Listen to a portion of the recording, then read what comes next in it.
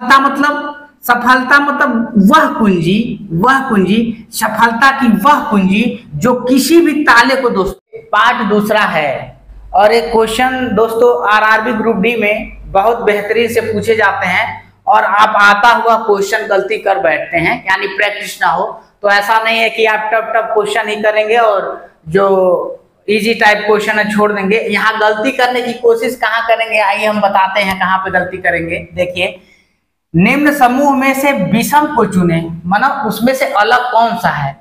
तो देखने में दोस्तों आ रहा ऑप्शन के साथ ही आप जाएंगे। देखिए, मोबाइल फोन, बी है अब आईपॉड, सी है लैपटॉप, डी है डेस्कटॉप। कहीं कहीं आरआरबी ग्रुप डी 4/10/2018 सिर्फ सेकंड में ये क्वेश्चन पूछा गया है। जितना दोस्तों मैं करा रहा हूं ये आप लोग समझिए कि पूरी तरह से ये आरआरबी ग्रुप डी में कहीं न कहीं क्वेश्चन आए हुए हैं किसी शिफ्ट में और किसी डेट में। तो कहीं न कहीं आप देखेंगे, आप सोचेंगे मोबाइल फोन है, आईपॉड है, लैपटॉप है, डेस्कटॉप है, तो आप समझेंगे कि हाँ कौन सा ऑप्शन हो। तो कई लोग सोचेंगे कि मोबाइल जेब में लेके घूमा जाता है इसलिए छोटा होता है और यही ऑप्शन होगा, और आईपॉड भी बड़ा है, लैपटॉप भी बड़ा है, डेस्कटॉप भी बड़ा है, तो यही सोचेंगे, दंड से मोबाइल फोन मारेंगे। तो कहने का मतलब है ये दोस्तों कहीं न कहीं कैरी किया जा सकता है, मनो उठा करके ले जा सकता है। मोबाइल फोन, आईपॉड, लैपटॉप, ये दोनों तीनों ऑप्शन जो है कहीं न कहीं आप कैरी करके हाथ में चाहे बैग में उठा के ले जा सकते हैं। लेकिन डेस्कटॉप कंप्यूटर एक ऐसा चीज है, काम तो सारा चीज करता है, लेकिन कहने का मतलब है डेस्कटॉप कंप्यूटर एक ऐसा क्या बोलते हैं जो भी है, ये एक जगह पीसी जो कहते हैं आप, वो पर्सनल कंप्यूटर होता है, इसको कहीं ले नहीं जा सकते हैं कहीं न कमरा में। तो ऑप्शन डी हो जाएगा, जहां भी लगता है वहां पे पड़ा रहता है दोस्तों। आइए देखते हैं दूसरा क्वेश्चन। इनमें से अलग का चयन करें। आप देखेंगे 4, 5, 9 और 6 देखेंगे कि ये चीजें ए बी सी जो है लिखा हुआ है रोमन शब्दों में लिखा है। क्या है? रोमन अंक है, शब्द नहीं अंक है। और देखेंगे एक जो 6 है ये आपका एक नंबर है जो सीधा सीधा काउंटिंग का नंबर है, वो जो कि तो ये देखने में सबसे है अलग है, डी है। कहने का मतलब अब देखेंगे डी वाला ऑप्शन कहाँ है, सी में है। तो आरआरबी ग्रुप डी 5/10/2018 सिर्फ सेकेंड में कहीं न कहीं कुछ क्वेश्चन ऐसे हैं दोस्तों आपको पहचानना पड़ता है और उसी से पहचानने में ही आपका आंसर आपका दिख जाएगा। लाखों ठोकरों के बाद भी संभलता रहूंगा दोस्तों, गिर कर फिर से उठूंगा और चलता रहूंगा दोस्तों। कहीं न कहीं दोस्तों इस तरह के पेपर आपके अक्सर लड़ेंगे और इसी तरह का दोस्तों आप प्रैक्टिस करेंगे, सॉल्व करेंगे, कहीं न कहीं आपका पेपर फंस जाएगा। उस शब्द का चयन कीजिए जो निम्न समूह से संबंधित नहीं है। अब देखिए दोस्तों इसमें बिस्कुट है, केक है, ब्रेड है, चॉकलेट है।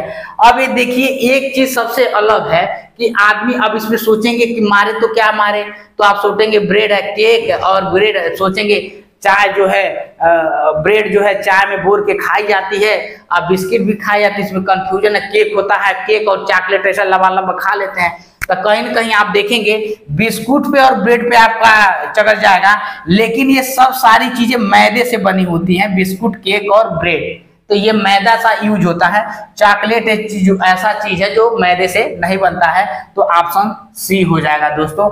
आगे आइए चलते हैं, विषम की पहचान करें। अब आप देखेंगे ABCD 6E O15 T20 25Y। तो आप देखेंगे अल्फाबेटिकल आर्डर की बात करें और ये कहीं न कहीं ग्रुप डी में पूछा गया हुआ क्वेश्चन। हर एक क्वेश्चन जो हम करा रहे हैं दोस्तों वो कहीं न कहीं ग्रुप डी में पूछा हुआ है, तो कहीं घबराने की जरूरत है। इस तरह का क्वेश्चन हम और भी इससे पहले पार्ट में करा दिए हैं। इस तरह का क्वेश्चन पूछ रखा है, इसलिए बार बार इसलिए हम करा रहे हैं आपको रिमाइंड करने के लिए। तो आप देखेंगे ABCDEFGH और YZ तक मैंने लिखा। अब इसमें नंबरिंग करिए 1 2 3 4 5 6 7 8 9 एक 25 एक 26। कहने का मतलब ऐसे ऐसे यहाँ तक आप काउंटिंग कर जाएंगे, वो चीज आपको समझ में आ गई और समझ में आ गई होगी हम क्या कहना चाह रहे हैं और क्या समझाना चाह रहे हैं।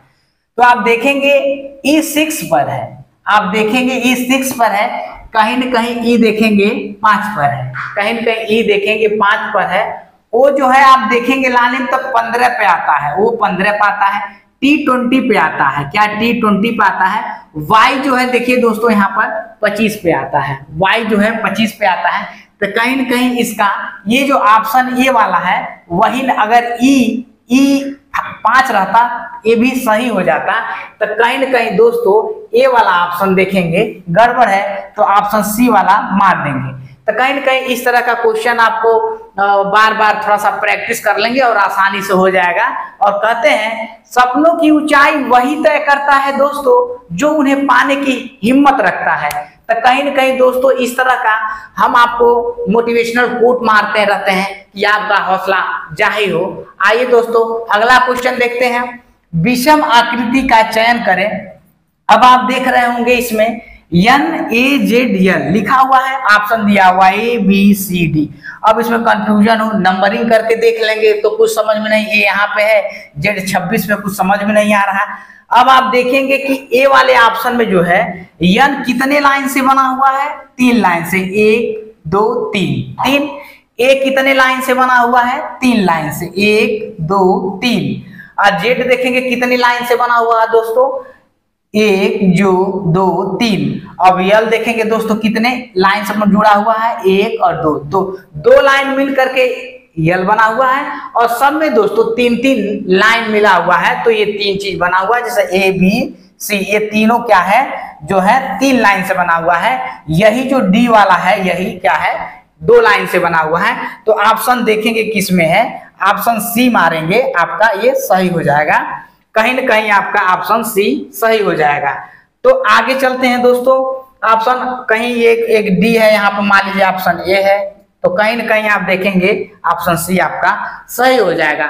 असफलता एक चुनौती है, इसे स्वीकार करो, क्या कमी रह गई है देखो और सुधार करो। इस तरह का मोटिवेशनल कोट आपको दिया जा रहा है दोस्तों।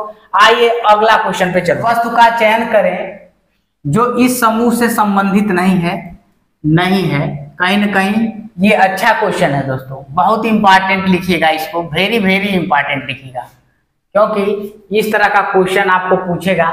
जिस तरह से दिया है तांबा दिया है, पहला है ए, बी दिया है प्लेटिनम दिया है, प्लेटिनम बहुत महंगी एक धातु है, तांबा भी है, प्लेटिनम सबसे महंगी है, कार्बन है ये भी एक तरह का नॉन मेटल है, और डी है सोना है, ये भी मेटल है। तो मेटल और नॉन मेटल में अंतर क्या होता है, धातु और अधातु, ऐसा समझेंगे, धातु और अधातु।